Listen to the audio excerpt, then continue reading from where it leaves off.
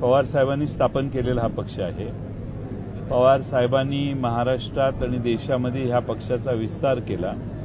28 राज्यात हा पक्ष आहे, त्यातल्या 23 राज्याच्या अध्यक्षांनी त्यांना पाठिंबा दिला।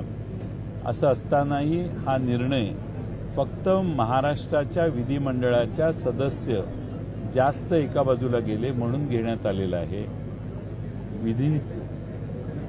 शिवसेनेच्या बाबतीत जो निर्णय सुभाष देसाईंच्या केसमध्ये लागला त्यात सुप्रीम कोर्टाने हे सांगितलेलं आहे की या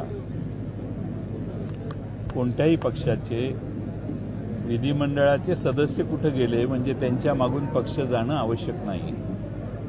आम्ही यावेळी काडर सगळं पवारसाहेबांच्या कार्यकर्त्यांचा जे पदाधिकारी आहेत ते पवारसाहेबांच्या बरोबर आहेत हे दाखवून देखील हा निर्णय झालेला आहे। आम्ही या निर्णयाच्या बाबतीत सर्वोच्च न्यायालयात जाऊन